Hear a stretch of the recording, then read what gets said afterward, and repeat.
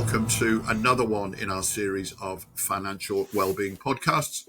My name's David Lloyd, and I have been co-hosting these pretty much since they started. Well, not pretty much, actually, since they started, along with my two co-conspirators, one of whom has done all of them, one of whom has done most of them. Chris Budd, tell us about yourself. Well, David, regular listeners, well, I say regular listeners from the last show, will remember that I started a little record buying hobby and selling, and I've made another little purchase, and it's absolutely gorgeous. I have just bought a Dansette record player. Now, David, you're of an age that you might just know what that means. Tommo's looking very bewildered. A Dansette record player, it's a 1963 portable record player. So you pick it up, you take it to a party, plug it in and play your favourite beat records. It's been fully restored and it's absolutely gorgeous. The reason I bought it is because when I go to a record, a local market, I want to be able to play some of my stock. So I've got the mighty Long Ashton Village Market coming up soon. And I'm really looking forward to plugging my record player in and putting on some of those old classics while I sell some vinyl. Tammy, would you mind but before you ask, David, would you mind just putting a hashtag on this podcast of hashtag Boomer Podcast or something like that? It's funny how younger people like to just slag us older people off and classify us as being boomers, as if it's something. Yeah, it's because you've taken everything from us. Our reasonable housing, our state pensions that are going to start earlier than 75, etc., etc., etc. Well, you were just born at the wrong time, Tommo. What else can I say? I'm just playing to the stereotype of generational wars. So the question I was about to ask you, Chris, before we were so rudely interrupted by that millennial, was does it also give you an opportunity when you're going around to actually, when you're buying something, if you're a record and you want to find out how good it is, could you take your little dance set with you and set it up and listen to it at that point? Yes, I mean, and actually that gives away that this is a hobby, not a business, because what I should really do is look up the value online and work out if I can make a profit on it. But I'm far more interested in selling stuff that I think is good music. So one of the things I'm doing, one of my heroes, my number one guitar hero is Joe Number Trading. And if anybody looks either who the hell's Joe Number Trading or Joe Number Trading, wasn't she a pop star in the 80s? Just look up a song called Like Fire by Joe Number Trading. The intro to Like Fire is one of the most insane bits of guitar you will ever hear in your life. It's absolutely incredible. I know some of the best guitarists in the area and none of them can play it. So what I want to do is I bought a whole load of that album, her eponymous album, Joe Number Trading with Joe Number Trading, which is a masterpiece from the 1976 or 7. And you can get it really cheap. Like I've been buying copies for £3-4 all over the place, and I'm just going to give them away to people. So if somebody comes out, maybe a young person who is getting into their vinyl, as they do these days, and they buy some records, I think, well, clearly got good taste. I'm just going to give them a copy of Joe Number Trading and say, you need that in your life. Excellent. Yeah, well, it's a record I've had in the past actually, but I don't have any more. I think Well, for a tenner, I'll sell you one. No, so I never listen to records. Waste of time when I can stream them. Why should I? Right. We're in danger of getting into a whole big argument here. So that's enough general tittle-tattle. What are we going to do in today's podcast, Chris? What are we talking about? Today, we are going to walk through 4 steps to create a simple financial well-being plan. Oh, now, stop me if I'm wrong, and I know you will. Isn't that essentially what we've been doing for the past 90-odd episodes, talking about how we can create a financial well-being plan? Or is this something slightly different or something a bit more specific?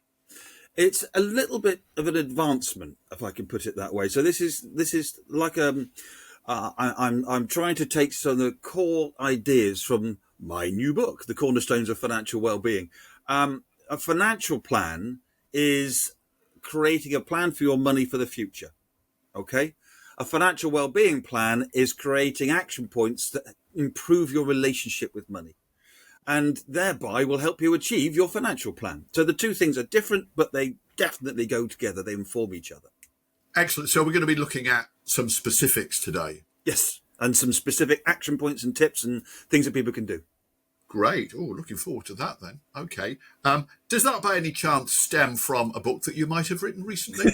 It might have done, David, yes. The cornerstones of financial well-being, I'm very much hoping by the time this podcast is going out, it will either be able to be pre-ordered or actually be in the shops. So, very excited about that coming out. Excellent. Good. Look forward to hearing more about that in due course. But before we move on to that, let's go to the first of our regular features, No Shizzle Sherlock. Now, this section came about because the investment tips that you hear from very wealthy people can sometimes sound a little obvious, and maybe, dare we say it, they are as much about showing off as they are about passing on sage advice. So in the No Shizzle Sherlock section, therefore, we listen to the words of wisdom from a financial or investment guru and wonder whether this is indeed insightful and meaningful advice, or whether it's as obvious as the most obvious thing that you've ever heard in obvious land. So, Chris, what is today's No Shizzle Sherlock? David, we're going to hear again from the world's most famous investor, Warren Buffett. Ah, I know that name. We've heard from him before in this section, haven't we? We have episode 87, I think it was, if I scribbled my note down, where he said the stock market is a device to transfer money from the impatient to the patient, which we liked. We really unpicked that and thought that was really quite sound. He's very quotable as Mr. Buffett. He's got a great way with a one-liner. He really does. So I thought we'd have a look at another one of his, which is this. I don't look to jump over 7-foot bars. I look around for 1-foot bars that I can step over. Well, that rings true to me. Back in the day when I was theoretically live enough to jump over a 7-foot bar, I never would have done it anyway. But now, give me a 1-foot bar and I will step gingerly and gently over it until the cows come home. But from a financial point of view, does that actually make any sense, Tommo?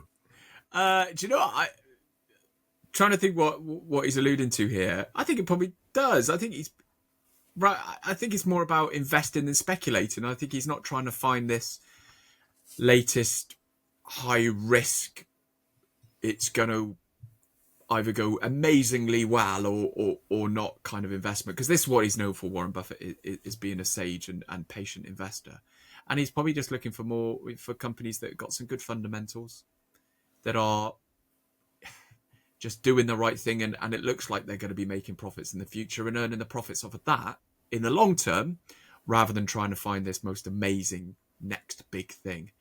That's kind of what I'm taking from what he's saying there. And he won't listen to this, but if he does, welcome to have a chat with me, Warren, and tell me how wrong I am. But that's my perception of what he's saying is investing over speculating. Yeah, Warren, can I just add, if you are listening, that actually this podcast, certainly my share of it, is up for sale. If you want to make me an offer, then start at $1 million and we'll talk.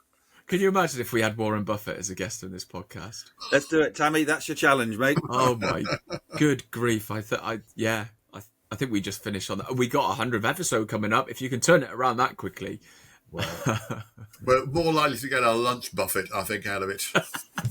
Hey, boom, boom. Let's move that to one side for now, and move on to the next in our regular features, the ever popular Titus Tommo, where Titus Tommo, that is he, Tom Morris, will give us the benefit of his wisdom and knowledge and sagacity when it comes to saving money. But before we come on to him, Chris, have you got anything for us this week? Yeah, I've got an interesting one. Well, I think it's interesting. I've got a tip about how to teach children about money, or rather not necessarily about money, but about waste, which is kind of the similar topic, isn't it, really? Very definitely connected. Buy them a camera. I'm talking about an old-fashioned camera with a roll of 24 pictures and a film that you have to take to a shop or send away to get developed. Because everything is so disposable and instant and available these days. It's so easy to consume, to spend money. Even times when we do buy something nice, like maybe a piece of art, it's often as much for the investment potential as it is for the enjoyment of the thing itself. When it comes to photograph, we just point and click. I mean, it's been a great thing. I looked at my phone. I've got 2,400 pictures on my phone at the moment. I can't look at all of that lot. Now, you remember, David, you'll remember these days, you only have 24 pictures in your camera, and then you've got to pay for them to be developed, maybe wait several weeks if you've posted them off. you then tend to be a lot more careful about the pictures that you take. Not only that, it also makes you notice and concentrate on the thing you're taking a picture of. Now, I'm not saying we should get rid of using phones for pictures, but I just think if you buy your kids a camera, it might just teach them a little bit about being wasteful, about noticing, about thinking about what you're doing. I think that's very good advice. And do you know what? I've got a series of photo albums that go back to the mid-1970s. Each year I would collect together all my favourite photos, put them in an album. Some years I did it more than others. And they go through all the way through to about 1994, 1995. And I can look back at those, and I have done this in the past and remember happy times and people that I met. And who was that? Oh God, you remember that? From about 1995 onwards, I don't have those things because I stopped taking those photographs, having that physical evidence. And I'm thinking, oh, it's all right. It's all stored in the cloud. And some of it is, but probably most of it isn't. I've lost probably most of those photos. And I've taken far too many anyway, and therefore they're probably not that meaningful. And so I don't think a photo has the same meaning that it used to. And therefore, I think you're right. I don't think we value things in the same way that we used to. And I find that a bit of a shame. All right, no one's disagreeing with me. We'll move on then. No. Tommo, what have you got to tell us? Do you know what? That for a little while now, or the last few episodes, my tips have been really practical, really sensible, really helpful, arguably. It was actually Chris, you were the one who brought this one to my attention because we both follow. And I'm going to say this, we do not endorse you doing this. I'm just sharing a funny anecdote I saw on Twitter, okay? So please do not come and think that we are a bunch of bandits. So there is... The audience is all as one leaned forward into the Quite. So there is a Twitter account called @Fesshole. That's F-E-S-S. Oh, God. Yeah. It's now, brilliant. there absolutely some of the stuff that's on it will never make the podcast. It's definitely for adults' eyes only. But this one I thought was quite funny. Again, just to explain, give a bit of background, that it's what it is. It's where people can come on and confess anonymously to things that they've done. Correct, which usually are frowned upon. Yeah. So this one I'll read verbatim. I live alone, and when I moved into my apartment, the bloke opposite made it clear he fancied me. I wasn't interested, but when he asked me in for Thai food, I saw it as an opportunity to take a photo of his Wi-Fi box. It's been over 2 years now. He's clueless and saved me about $1,000. And you know what? That's victimless as well, isn't it? Because it hasn't cost the other guy anything at all, borrowing his Wi-Fi.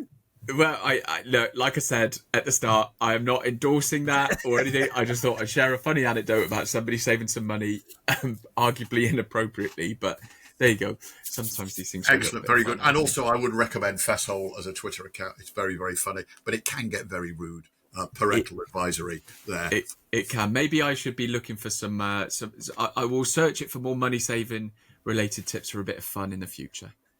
Excellent. All right, then. Thank you for that, Tommo. Let's move on to today's topic. Now, Chris, you said you're going to talk us through 4 steps to creating a financial well-being plan based on some of the content of your new book, The Cornerstones of Financial Wellbeing. So I guess the first question from me is, how is your financial well-being plan different from a standard financial plan? Yeah, so let me go into this in a bit more detail. A typical financial plan is going to create one of our 5 pillars of financial well-being, create the clear path to identifiable objectives. The financial well-being plan I've got in mind is about getting a better relationship with money. So it's about understanding what those objectives are, about making sure your objectives are things that are going to make you happy, that they're not just going to be buying status items, for example. So it's a higher level plan, we might say, that looks at the broader picture. Yeah. Can I just pick you up on there? You said it's about getting a better relationship with money. What do you mean by better in this context? To quote the first financial well-being, but one that leads us to being happier, not just wealthier.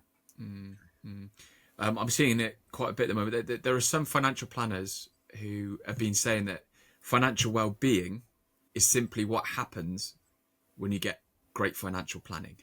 And, well, yeah, I think after nearly 100 episodes of this podcast, we've proved plenty of evidence that it's an awful lot more than that, surely. Exactly, David. Financial well-being is a deep and broad topic about money and happiness. It certainly isn't just a phrase to describe having a financial plan. So I've tried to come up with a plan that isn't really about the money at all. A plan that might need money to achieve it, but focused on happiness and in a way that will change our relationship to money. Well, paint me pink and call me Simon. Where do we start? What is step one of your 4-point plan? Well, I don't think I want to go on. I've never heard that one before. There you go. Every day's a school day. Okay, so like all the best plans, we're going to start at the end. Before we take a first step, we should first ask ourselves where we're headed. What will good look like? What is our definition of success? Well, that's a tricky one because I just want to answer to be happy, but then you're going to ask me what that means for me, I'd imagine. Yeah, I mean, this is such a common issue we find with clients at Ovation. When people come to see us for financial advice, they're often coming with a specific issue, pensions to review, or they need to set one up, or like to make an investment, whatever it may be. But when we then talk to them about their life objectives, we find it's often not something they've given much thought to before. So I've got a couple of exercises to help you, because you're going to play some of this, you two, as well as our listeners, what success means to each of you, to work out where we're headed. The listeners might want to pause the podcast at this point to get a pen and paper, and then they might want to pause it again in a minute when I say. So pause now. Welcome back. Right. To begin with, what I want you to do is to write down 3 people that you admire. One might be someone that you know well, a friend, a loved one. Another one might be someone you don't know quite so well, maybe a work colleague or somebody in your profession. And the third is somebody famous that you don't know. Okay, so write down those 3 people. Next, write down what it is that you admire about those people. Take your time, list as many things as you can. It could be their attitudes, things that they've achieved. It could be something specific about them. Anything at all. Just brain dump the things that you admire about those people. Now, the next step is to take a new sheet of paper, write down all those attributes, and take out any duplications and take out the names. Could you hone that list down to just 4 or 5 key attributes?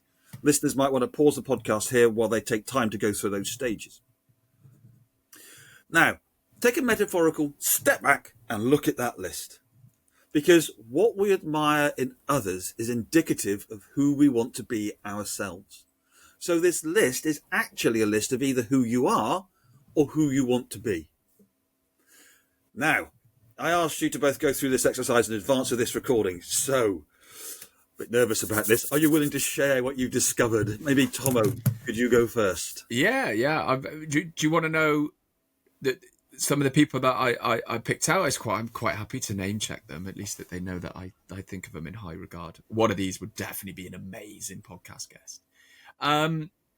So I think about, I kind of merged these 2 people because they're very similar in what they've done in their lives and what they are to me. So definitely my father and grandfather. If you remember, we did an episode way back following my late grandfather's passing. And for that, they would just give so much time to other things and other causes. I mean, heavily involved with local rugby, heavily involved with local scouting, all that sort of thing. And I found that selflessness for others really quite a great attribute. For us as a family, they were providers, but also just good company. They're very, very happy to mix with anybody and quite extroverted in that way. Then I thought about colleague. I was quite literal with your request. And I actually, you both know Adrian at Ovation is somebody that I admire in that regard. He's very good at his job. He's the MD at Ovation and very calm and unflustered and a caring individual. And then the celebrity really had to think about this. And this is the guest that we'd love. Imagine having David Attenborough as a guest. Oh. And I think he comes to mind as, number one, he's my son's hero. My son's only 6, but he absolutely adores Attenborough. So automatically there is a connection there. But I just find him a thoroughly decent human being. And he's been around for 90 odd years and 70 odd years in showbiz. And nobody's called him out for being a fraud or being not a good person. So one would expect that the decency you see on screen is absolutely the person he is, but he's just all about positive change. So what were making a difference? What were the 4 or 5 or however many attributes you ended up? Sorry, I waffled on. So Tammy, do feel free to cut out. So I think the 5 that I took was time for others, being good company, being caring and a decent person, having a positive change and impact. And I think that the other one was just the 5th one was just being sort of calm and unflustered. Okay, so if we now apply those to you, let's come back to that. But that's what this means. David, what about yours? Yeah, well, I took 3 people. I took my one of my oldest friends. I was at university with him, a guy called Ben, and I've known him for very many years. And then I looked at somebody who I worked with last year, Joe Sims, who I worked with, did a play called The Red Lion. I'd not met him before. We've become sort of friends, but I don't see him very often. But he was somebody that I worked with who I admired very much. And then my famous person was Russell T. Davies, who's a television writer, again, whose work I admire tremendously. I think he's a very, very good writer. And the things I realized that those people had in common, they're all driven. They're all hard workers. They all work really, really hard. They're funny and compassionate, and they are loyal, thoughtful, intelligent. They're socialists, probably all of them. So that was another thing that I think they all have in common. And when I reflected that back on myself, and it was a very interesting exercise, I thought, yeah, I think I'm probably, even if I haven't probably achieved the same level of success as any of those people, actually, although I've done pretty well for myself. But I think the thing that has stood me in good stead is a lot of those attributes as well. So the point of the exercise is that being that person is success. Success isn't a financial number. Success is in being the person that you admire in others. So I would say, David, you have been extremely successful. So there's a second exercise here. So this is all part of a process. Okay? Hang on a second. You said David was extremely successful. I mean, to be fair, I've still got a little bit of a stretch ahead of me, but thanks, Chris. I know where. No, I'm only pulling your leg. I thought I would just let that one lie. No chance you were getting away with that. No, quite. No, of course you have, Tommo. But no, I'm pulling your leg. Don't back down. And you are much younger. You have lots of time. Not that David has. Oh God, I'm going in circles. Right, yes, keep doing it. So there's a second exercise here. Reflecting on this list, and I'm talking to the listeners mainly here, ask yourself what impact your relationship to money has on these attributes. Think in terms of both the short term, your spending, but also your long term, your financial plan. Does your spending help you to live a life which focuses on these attributes, which helps you to live those values? And will your longer term plans enable those values and those attributes to flourish? I'm not intending on asking you both that, by the way. Well, I'm kind of happy to answer it very briefly, which is yes. Nice and simple. Excellent. So look, that's all part of step 1, to understand what success means to you. And there are other ways you can look online to work out what your values are and what success means, etc. But hopefully it's a little exercise that makes success not be in financial terms and how big my house is and all that kind of stuff. It's about, are you living the life, that being the good you, all that kind of stuff you hear quite often. So now we've got a better idea of where we want to get to. We might take a moment to reinforce it. So step 2 is to get a little bit more specific about the future by asking this question. Do these values that we have identified point to anything specific about our future? It could be something you want to do, or maybe it's a lifestyle change. It might be thinking about things you want to do when the kids leave home or in retirement, or maybe what you're already doing, what your job is. Is it giving you the ability to flourish with those values? It could be helping in the community. I think we've just touched on this, actually, and I think it'll be interesting to see that Tommo's answer to this could well be different from mine, just because of the age difference between us. And so, as I've said before on this podcast, most of my future now lies behind me, and therefore, whereas Tom is still young, virile, thrusting, ambitious, and we're probably going to have a very different attitude to how we do this. I can't say probably in comparison to Tommo, because he can speak for himself. So from my point of view, I would say, yes, I'm probably a lot more reflective now, and looking around about what I'm doing now, rather than necessarily looking ahead to what I might be doing in the future. Tommo? I think mine might shift. One that I didn't list is this idea of being a provider. Right now, with a young family, that's something that is quite important to me, is to be able to provide a life that a happy life and a fun life for my family, but also making sure that they are not without. But I think the big one that stands out is the positive change. And the only way I know how to do that professionally is just to make my profession just that little bit better than when I came in. So hopefully when I've left this line of work, that it is in a better place, and stuff like the Institute for Financial Wellbeing that me and Chris are a part of definitely chimes in with that. And also the work that, I'm not curing cancer. I'm not a brain surgeon, but I'd like to think that the conversations and the way that I approach what I do for a living with clients has a positive impact on their lives and leaves them in a better place. So I think that's definitely been a cornerstone and will continue to be for me. Well, that's good news, because one thing I was worried was that you're going to say, actually, I've reflected on this and the change I need to make in my life, and I'm resigning. Okay, so we thought about what success looks like for ourselves, and then we've reflected on how that might clarify what we want from the future. And I would urge listeners to take time over this. Again, maybe pause the podcast here for a bit and just reflect on, are there any changes in my life that could make me more aligned to those values and the person that I want to be? Now, presumably this means how we are spending our money. Is that what you're getting at here? Yeah, absolutely. Well, to a large extent. So let's look at step 3, which is about whether we have the right balance between enjoying today and saving in order to bring that desired future closer.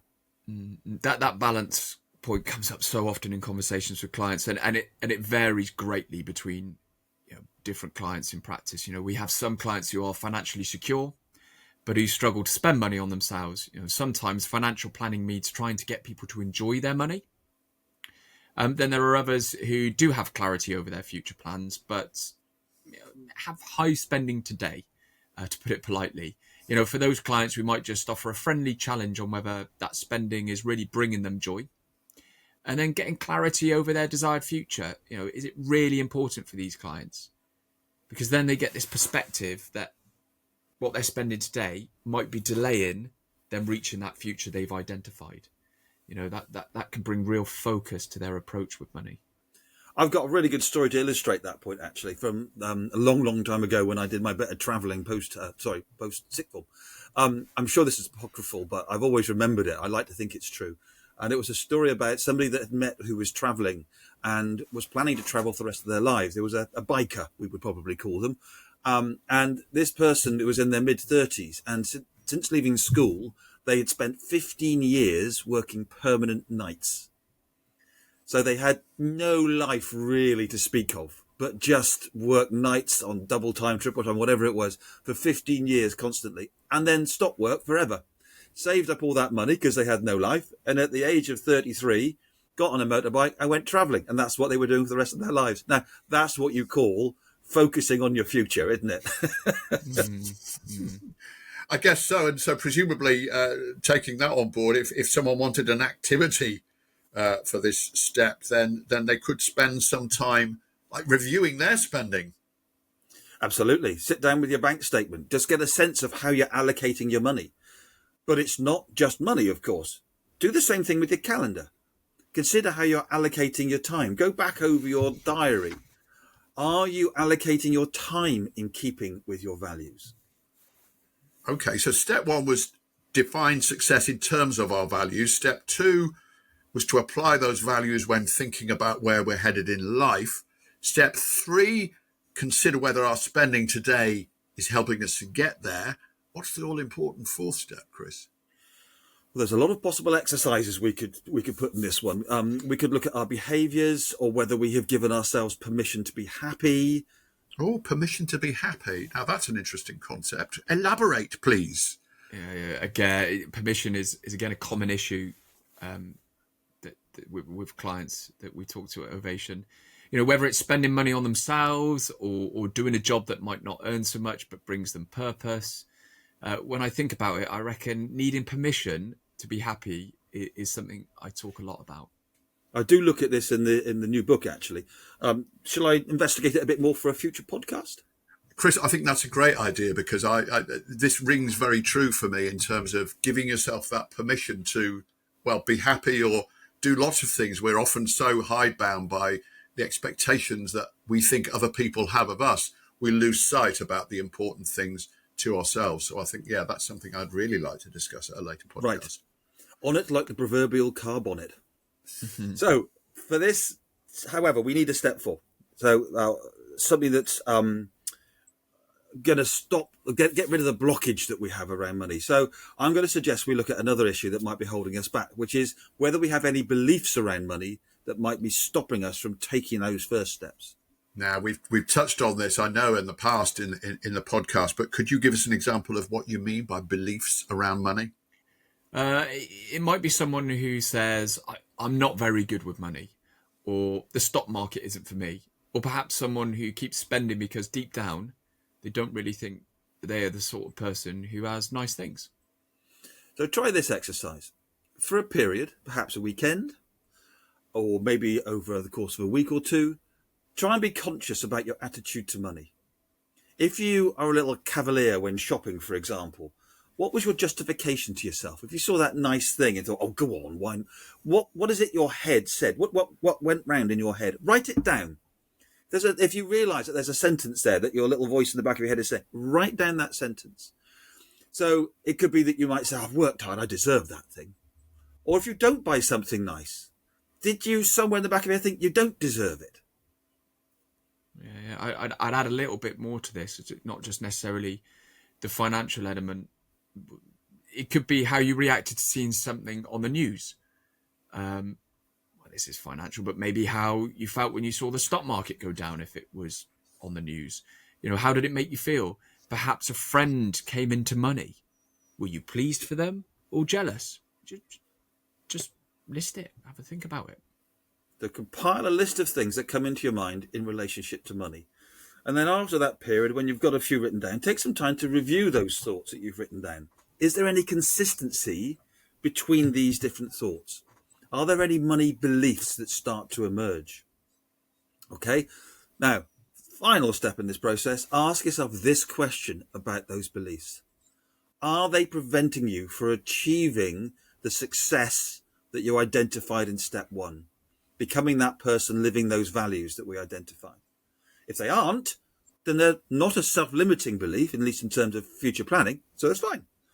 But if they are getting in the way of achieving your definition of success, then this is what we call a self-limiting belief. Right, and if we do realise that's what's happening, what do we do?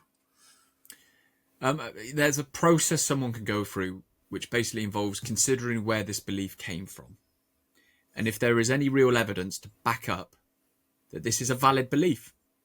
Or is it just something you believe through, a specific experience you've had? Maybe because it's what you were taught by your parents. Having sought evidence then, you might then ask if there is a different belief that would help you achieve your plans. Can you find evidence that this alternative belief is also valid?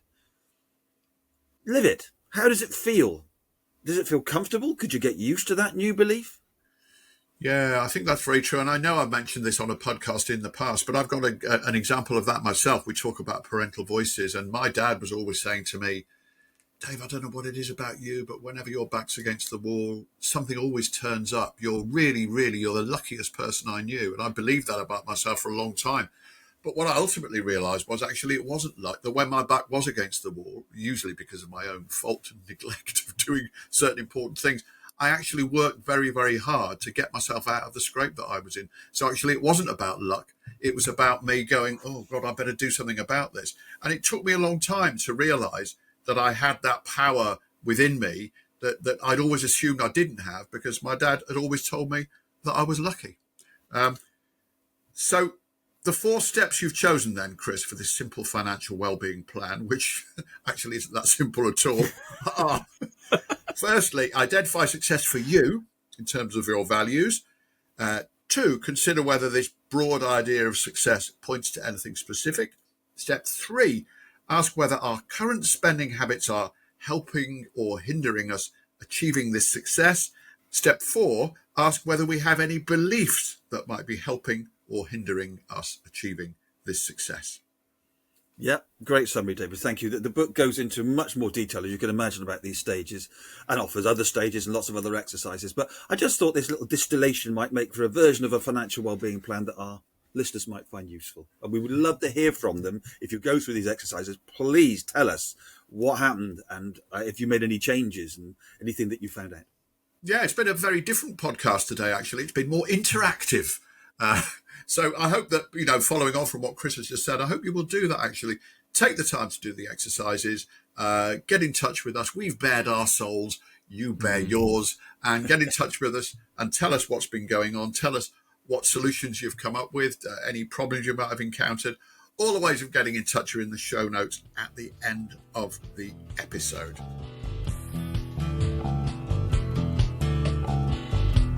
If you want to be notified of upcoming podcasts, make sure you click the subscribe button. For more information on the topics discussed in today's podcast and to purchase a copy of the Financial Wellbeing book, please visit www.financialwell-being.co.uk. We'd love to hear your thoughts and ideas on financial well-being. You can send us an email at contact@financialwell-being.co.uk. You can follow us on Twitter @FinWellbeing. Chris is Ovation Chris, and David is @Dave_Backwell. This has been an Ovation Finance production. Thanks for listening to the Financial Wellbeing Podcast. More interesting than you might think.